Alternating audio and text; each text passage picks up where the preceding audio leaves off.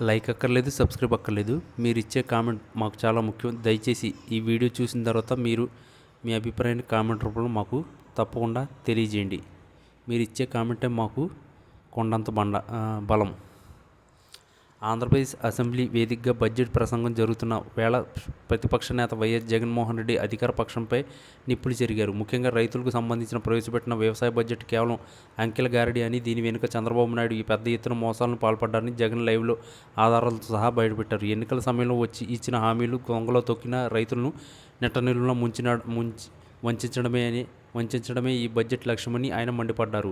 ప్రధానంగా అన్నదాత సుఖీభావ పథకం గురించి ప్రస్తావిస్తూ జగన్ తీవ్రస్థాయిలో విమర్శలు గుప్పించారు. ఎన్నికల ముందు ప్రతి రైతు కుటుంబానికి ఏడాదికి 20,000 రూపాయలు ఇస్తామని వాగ్దానం చేసిన చంద్రబాబు ఇప్పుడు బడ్జెట్లోని నిధులు కేటాయించకుండా రైతులను దగా చేశారని ఆరోపించారు. గత ప్రభుత్వ హయాంలో రైతు భరోసా కింద ప్రతి ఏడాది క్రమం తప్పకుండా పెట్టుబడి సాయం అందించమని, కానీ ఇప్పుడు కూటమి ప్రభుత్వం రైతులను మొండి చేయి చూపిస్తుందని అన్నారు. కేంద్ర ప్రభుత్వం ఇచ్చే నిధులను కూడా తమ ఖాతాలో వేసుకుంటూ రాష్ట్ర ప్రభుత్వం ఇవ్వాల్సిన వాటాలను ఎగవేస్తుందని ఆయన ఎద్దేవా చేశారు. కేవలం పథకాలకే కాకుండా గిట్టుబాటు ధరల విషయంలో కూడా చంద్రబాబు సర్కారుపై రైతులు మోసం చేసిందని జగన్ ధ్వజమెత్తారు. ధరల స్థిరీకరణ నిధి కోసం నామమాత్రపు నిధులు కేటాయించి రైతులు పండించిన పంటలకు కనీస మద్దతు ధర కూడా దక్కకుండా చేశారని ఆవేదన వ్యక్తం చేశారు. గతంలో తాము మార్కెట్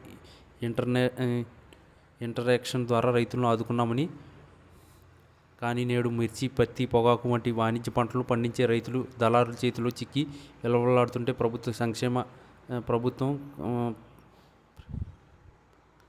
ప్రభుత్వ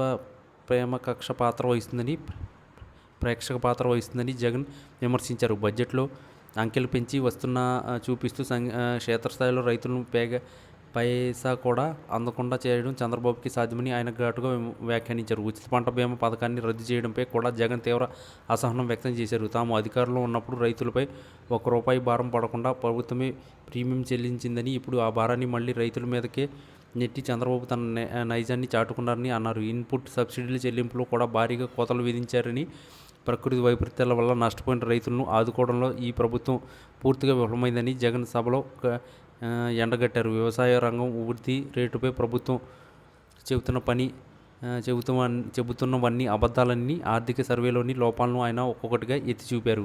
చివరగా చంద్రబాబు బడ్జెట్ను అబద్ధాల పుట్టగా జగన్ అభివర్ణించారు. రైతులను రాజును చేస్తామని చెప్పి చివరకు అప్పులు ఊబిలోకి నెట్టేశారని దుయ్యబట్టారు. రాష్ట్ర రుణం భారంపై తప్పుడు లెక్కలు చెబుతూ ప్రజలను తప్పుదోవ పట్టిస్తున్నారని, ఈ బడ్జెట్లో రైతులకు ఒరిగేదేమీ లేదని జగన్ తేల్చి చెప్పారు. రైతుల తరపున తమ పోరాటం కొనసాగుతుందని అసెంబ్లీ సాక్షిగా హెచ్చరించారు. ఈ ప్రసంగంతో చంద్రబాబు బడ్జెట్ అసలు రంగు బయటపడిందని రాజకీయ వర్గాల్లో చర్చ నడుస్తుంది.